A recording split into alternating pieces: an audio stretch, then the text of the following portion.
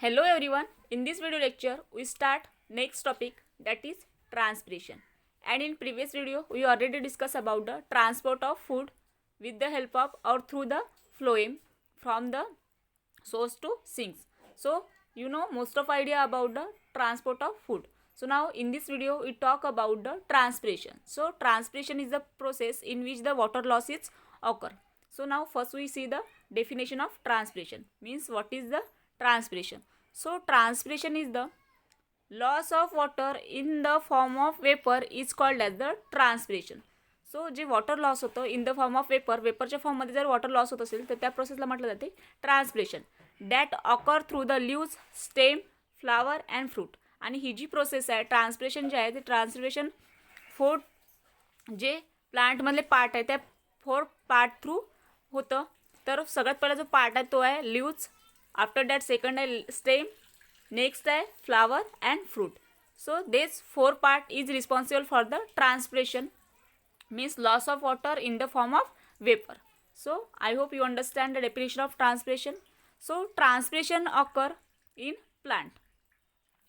So the hardly 5% of total water absorbed by the root that is utilized for the cell expansion and plant growth. तर जे plant 100% water काय करतं absorb करतं from the सॉईलपासून जे 100% water absorb होतं त्या 100% वॉटरमधलं फक्त 5% वॉटर जे आहे ते प्लांट जे आहे किंवा ज्या रूट आहे ज्या किंवा त्या सेल आहे ते काय करतं इथे ॲब्झॉर्ब यूज करतं किंवा युटिलाइज करतं for the expansion and plant growth. तर प्लांटची सेलची ग्रोथ आणि प्लांट सेलचं एक्सपान्शनसाठी फक्त 5% वॉटर जे आहे टोटल वॉटरमधलं ते फक्त 5% वॉटर जे आहे ते युटिलाइज होतं. बाकीचं उरलेलं जे रिमेनिंग 95% वॉटर जे आहे ते 95% water because surplus which is then lost in to the atmosphere. आणि 95% वॉटर जे आहे ते काय होतं लॉस होतं कुठे ॲटमॉस्फिअरमध्ये थ्रू इट्स एरियल पार्ट. तर जे प्लांटचे एरियल पार्ट आहे लाईक लीव्ज, लाईक स्टेम्स, तर हे जे आहे हे सगळे काय एरियल पार्ट आहे फ्लावर, फ्रूट. तर या पार्ट थ्रू काय होतं रिमेनिंग 95% वॉटर जे आहे सरप्लस वॉटर हे काय होऊन जातं लॉस होऊन जातं. तर वॉटर किती यूज होतं फक्त only 5% water is use for the cell expansion and plant cell growth and remaining 95% water is loss through the aerial part that is leaves, stem, flower and fruit. So now the hardly 1% of surplus water is lost in the form of liquid. तर याच्यामधलं जे 95% water जे आहे त्या 95% remaining 95% जे water आहे loss होणारं त्या 95% वॉटरमधलं फक्त 1% वॉटर जे आहे लॉस्ट होतं इन द फॉर्म ऑफ लिक्विडच्या फॉर्ममध्ये लॉस होतं. And remaining 99% surplus water is lost in the form of vapour. आणि उरलेलं जे 99% वॉटर जे आहे ते कोणत्या फॉर्ममध्ये लॉस होतं वेपरच्या फॉर्ममध्ये लॉस्ट होतं. तर जे लॉस्ट होतं water, the loss of water in the form of liquid is called as a guttation. तर जे वॉटर लॉस होतं इन द फॉर्म ऑफ लिक्विडच्या फॉर्ममध्ये जर वॉटर लॉस होत असेल तर त्याला म्हटलं जाते गटेशन. आणि वेपरच्या फॉर्ममध्ये जर वॉटर लॉस होत असेल तर त्याला म्हटलं जाते transpiration. So you know the difference in guttation and transpiration. So after that it occur through the special structure called the water stomata or hydathodes. तर जे स्पेशल स्ट्रक्चर थ्रू काय होतं वॉटर लॉस होतं तर त्या स्पेशल स्ट्रक्चरला म्हटलं जाते water stomata किंवा hydathodes. So this is the organ or this is the type of structure in which the water losses occur. After that the most of transpiration occur through the leaves. जे most of transpiration आहे ते leaves through occur होतं called as the foliar transpiration. and त्याच ट्रान्सपिरेशनला काय म्हटलं जाते foliar transpiration सुद्धा म्हटलं जातं. The actual water loss during the transpiration occur through the three main sites. तर ॲक्च्युअल वॉटर लॉस जो आहे तो 3 मेन साईट थ्रू केला जातं. सगळ्यात पहिली साईट जी आहे ती आहे क्युटिकल, आफ्टर दॅट सेकंड जी आहे स्टोमॅटा अँड थर्ड जी आहे ती आहे lenticels. So on the basis of this site the transpiration occur through the 3 types. That is, first is the cuticle transpiration, then second is the stomatal transpiration, and third is the lenticle transpiration. So now we discuss the all these three types of transpiration one by one. So first we discuss the stomatal transpiration. But before going to discuss about transpiration, we understand this diagram of transpiration. So you know that the water is absorbed through the root. So water कशा through absorb केलं जातं, root through from the सॉईलमधून रूटमध्ये water येतं.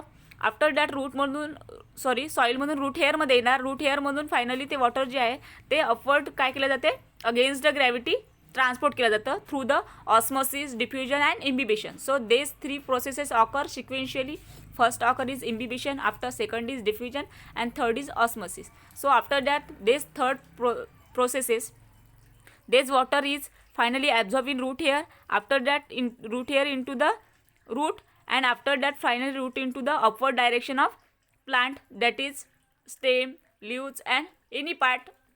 ज्या पार्टमध्ये वॉटरची गरज असेल त्या पार्टपर्यंत काय केली जाते, ते वॉटर ट्रान्सपोर्ट केलं जातं.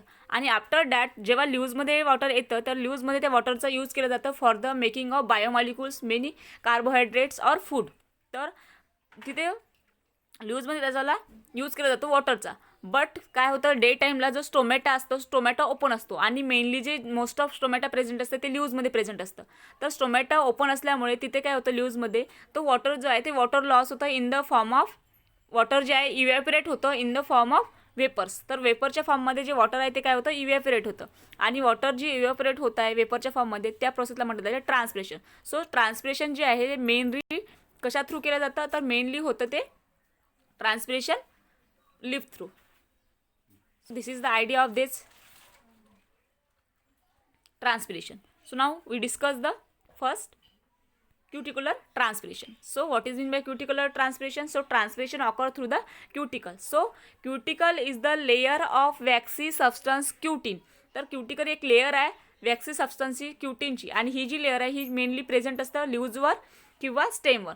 तर जे आउटर लेयर असते कशाची, इपिडर्मिस जी आहे त्या ल्यूजची किंवा स्टेमची, त्या आउटर सरफेसवर काही हेअरी किंवा वॅक्सी सबस्टन्स प्रेझेंट असतं. Waxy substance is nothing but the cuticles. So आणि क्युटिकल्स थ्रू जे काही ट्रान्सपिरेशन होतं त्याला म्हटलं जाते क्युटिकुलर transpiration.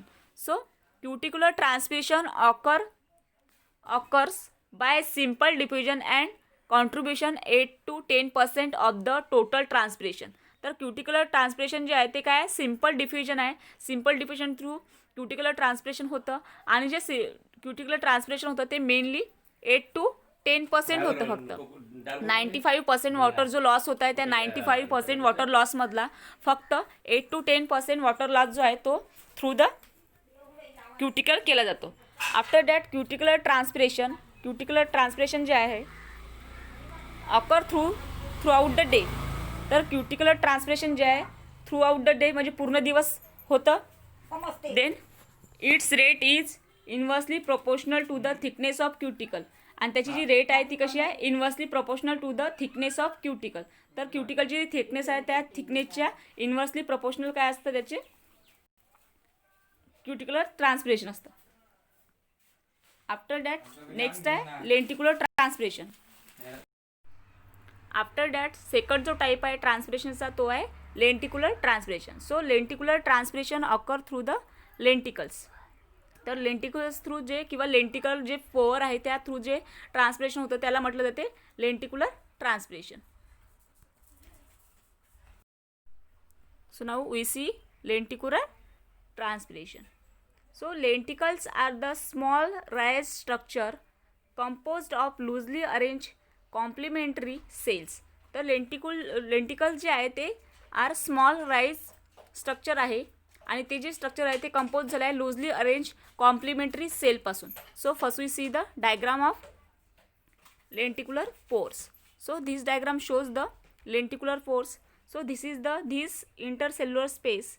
This intercellular space is nothing but the lenticular pores, and transpiration occur through these lenticular pores.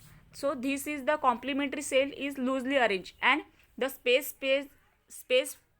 present between these complementary cell is nothing but the lenticular pore, and the transpiration occur through these lenticular pores.